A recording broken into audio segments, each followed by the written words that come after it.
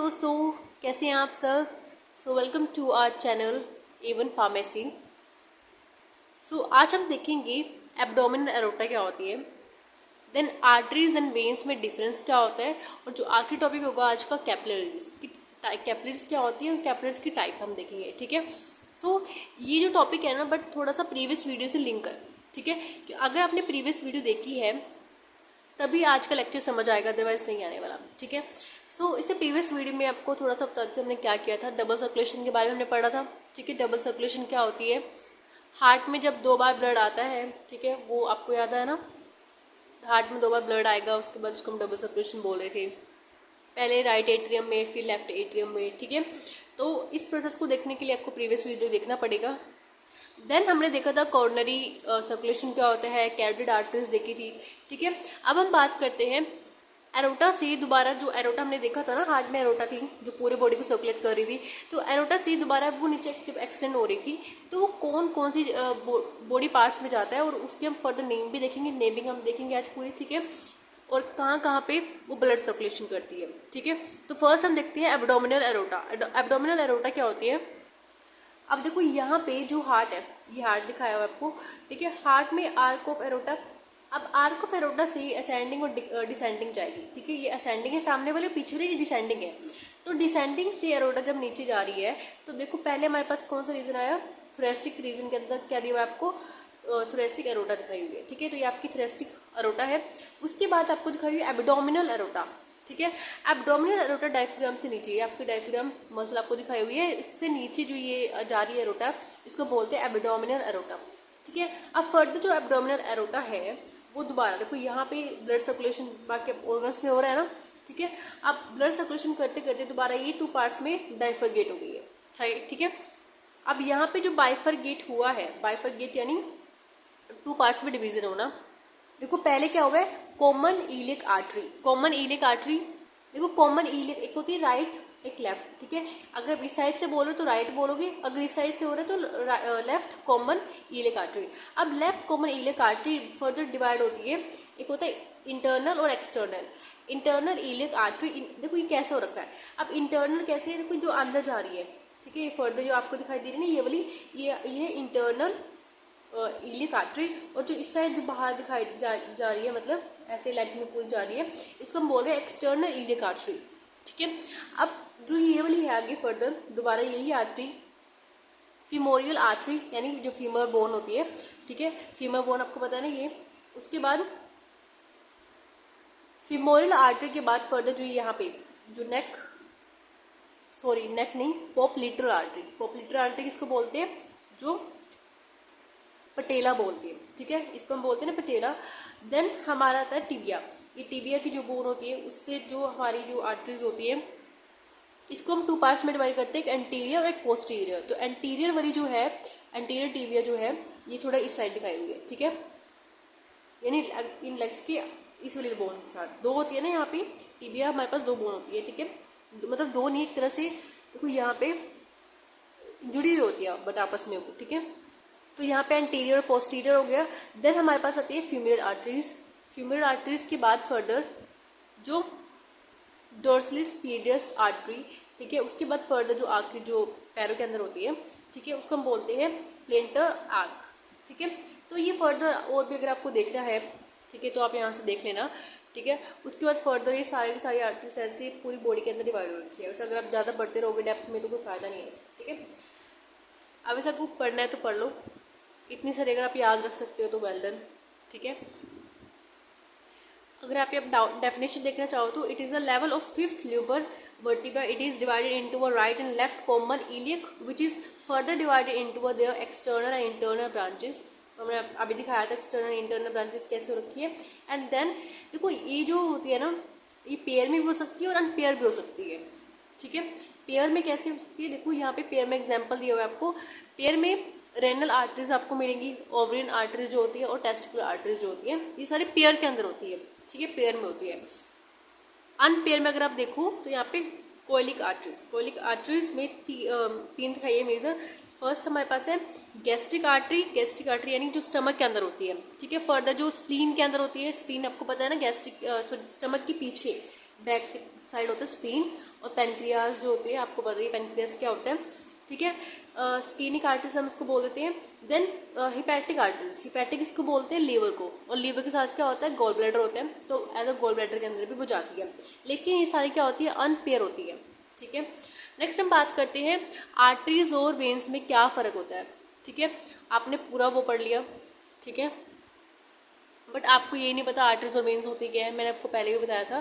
देखो आर्टरीज जो होती है ना, आर्टरीज ब्लड को जो अवे लेके जाए, हार्ट से अवे लेके जाए, उसको हम आर्टरीज बोलते हैं, और जो ब्लड को वापस लेके आए हार्ट के अंदर, उसको हम क्या बोलते हैं, वेन। तो मैंने आपको ये भी बताया था कि जो वेन अगर आपको लर्न करना है, वापस यानी वेन, वी से वापस, वी से वेन, यानी ब्लड को जो हार्ट के अंदर वापस लेके आ रही है, और आर्टरीज यानी ब्लड को जो हार्ट से अवे लेके जा रही है, दूर लेके जा रही है, ठीक है। तो आर्टरीज एक ऐसे लर्न कर लेना, ठीक है। अब हम बात देखते हैं कि आर्टरीज और उसमें मेन फर्क क्या होता है।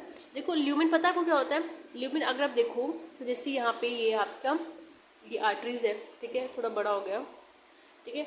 आर्टरीज के अंदर ये लेयर्स है, ठीक है, फर्दर लेयर्स है, अभी हम देखेंगे लेयर्स होती है, उसके बाद ये लेयर्स, ठीक है। अब बीच में जो ये स्पेस है ना, जहाँ से ब्लड जाएगा, अब यहाँ से तो ब्लड फ्लो होगा ना, अब फॉर एग्जाम्पल ऐसे इसको कर लो, ये आपकी आर्टरीज हो गई पीछे की तरफ, ठीक है। अब यहाँ से ब्लड फ्लो करेगा, यहाँ से ब्लड फ्लो करेगा आगे, ठीक है। अब देखो जो इसका ल्यूमेन है ना, ये बहुत नैरो है, नैरो है यानी थोड़ा सा पतला है, इसका जाने का रास्ता पतला है, ठीक है। और जो वेन्स होती है, इसका रास्ता कैसा वाइड है, ठीक है, वाइड है थोड़ा सा। अब हम बात करते हैं, देखो ट्यूनिका पेडिका क्या होती है, सॉरी ट्यूनिका मीडिया क्या होती है, बीच वाली लेयर होती है ये, ठीक है। इसमें एक तरह से मैं आपको लेयर से भी दिखाऊंगी क्या होती है, ठीक है।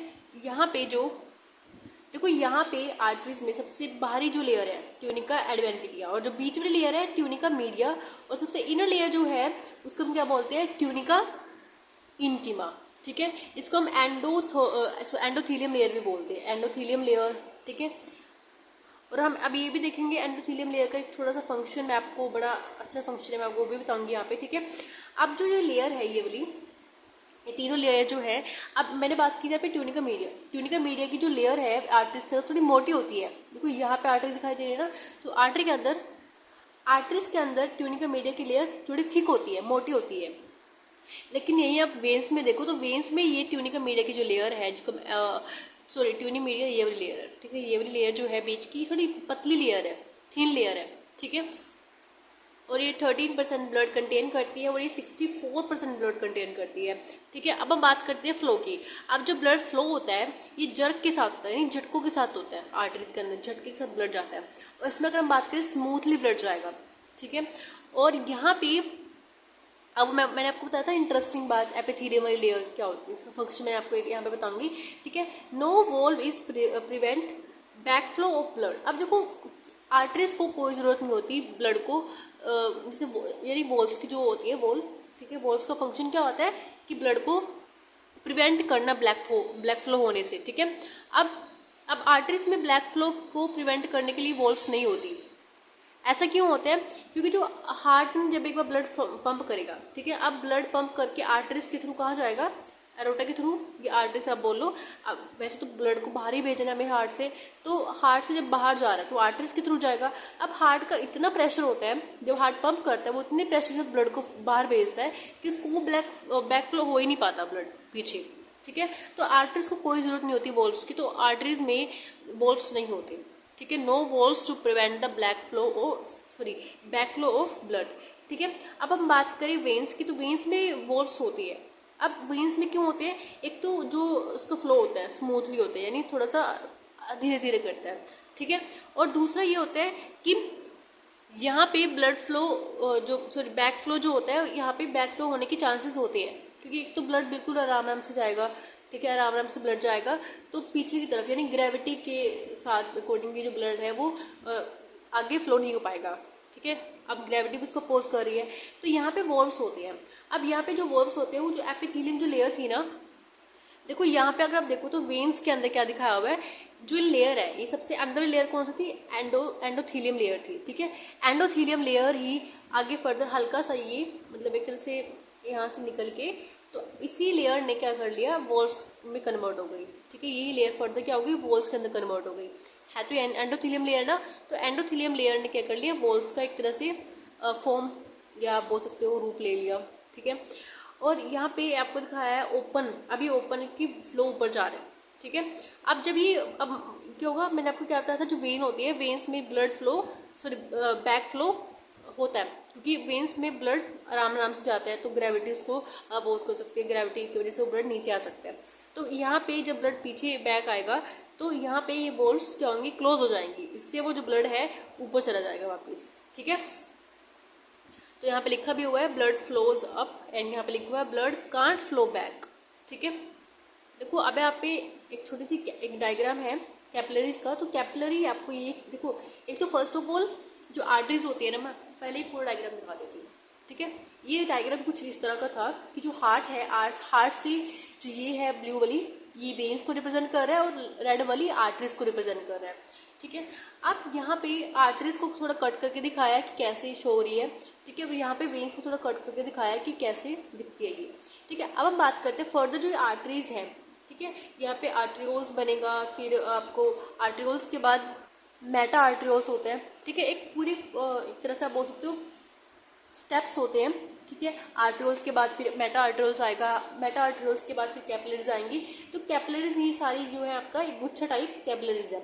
अब कैपिलरीज देखो इतनी मोटी मोटी जो ये आपकी आर्टरीज और वेन्स है, ये ऑर्गन्स में नहीं जा सकती ऐसे, ठीक है। अब आपकी सोच के देखो, इतना बड़ा एक छोटा सा ऑर्गन है, ठीक है, फॉर एग्जांपल लीवर है। अब लीवर के अंदर ये पूरी आर्टरीज थोड़ी ना घुसेंगी जाके। अब लीवर जो आर्टरीज है ये फर्दर डिवाइड हो जाएंगी आर्टरियोल्स में, फिर मेटा आर्टरियोल्स में, फिर देन कैपिलरीज। कैपिलरीज छोटे छोटे रीजन्स में जाएगी, यानी कैपिलरीज क्या होती है, बिल्कुल छोटी छोटी होती है, ठीक है। एक देखो इसका स्ट्रक्चर क्या है, बिल्कुल छोटा छोटा है, ये बहुत पतली सी है, ठीक है। अब ये बहुत पतली है तो ये ऑर्गन्स में आराम से जा सकती हैं और ऑर्गन्स को क्या कर सकती है, ब्लड प्रोवाइड कर सकती है आराम से जाके, ठीक है। अब यहाँ पे थोड़ा सा इसको कैपिलरीज को कट करके दिखाया कैसे होती हैं। देखो यहाँ पे ब्लड वेसल जा रहा है और ये इसकी साइड में बेसमेंट मेम्ब्रेन है, ठीक है। बीच में आप सॉरी सबसे अंदर आपको एंडोथीलियम लेयर दिखाई हुई है, ठीक है। एंडोथीलियम लेयर तीनों में होगी, एंडोथीलियम लेयर भी तीनों में है। अब हम बात करते हैं कैपिलरीज होती कैसी है और कैपिलरीज के टाइप के बारे में बात करेंगे, ठीक है। सो ये आखिरी टॉपिक होगा। तो कैपिलरीज क्या होती है, कैपिलरीज क्या करती है, फर्स्ट ऑफ ऑल तो एक्सचेंज वेसल, ठीक है। इसको हम एक्सचेंज वेसल्स भी बोल सकते हैं। देखो यहाँ पे आर्टरीज से फिर लार्ज साइज आर्टरीज आती हैं, फिर मीडियम साइज आर्टरीज आती हैं, देन स्मॉल साइज आर्टरी।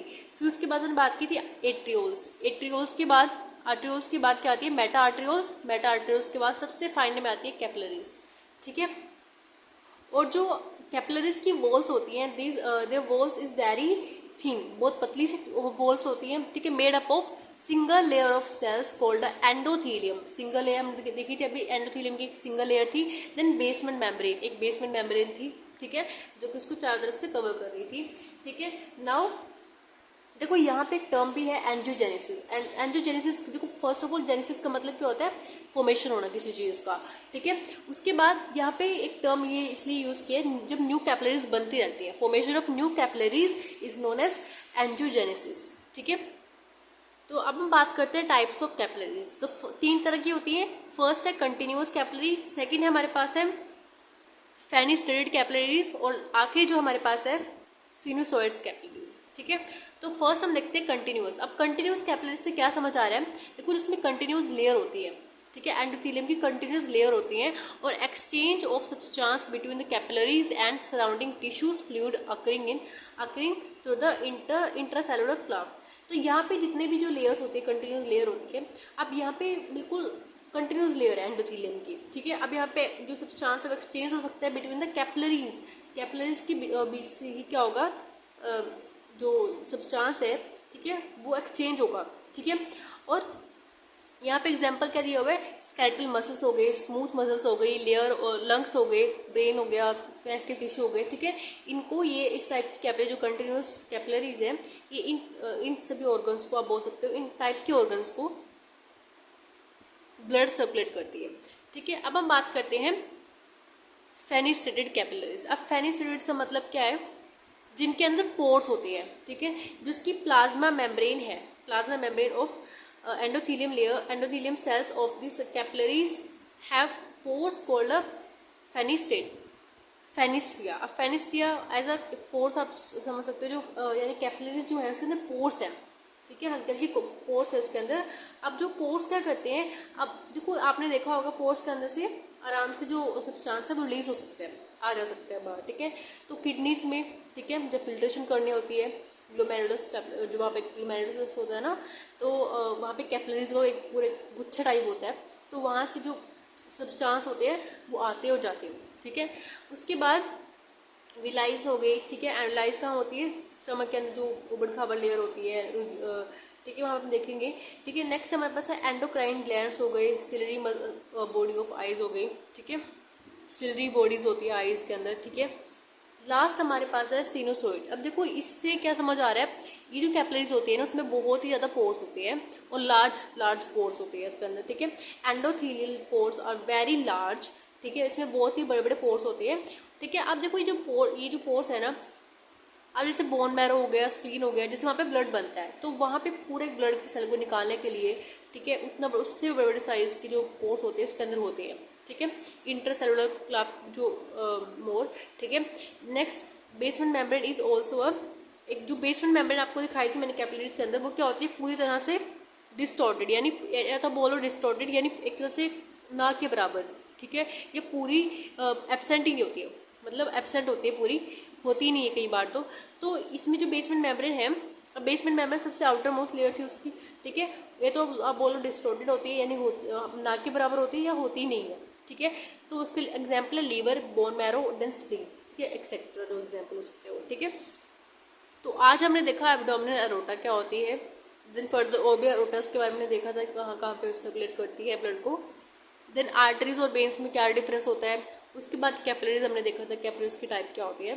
ठीक है, आई होप आपको ये चीज़ समझ आई होगी, and thank you for watching this video. Have a nice day.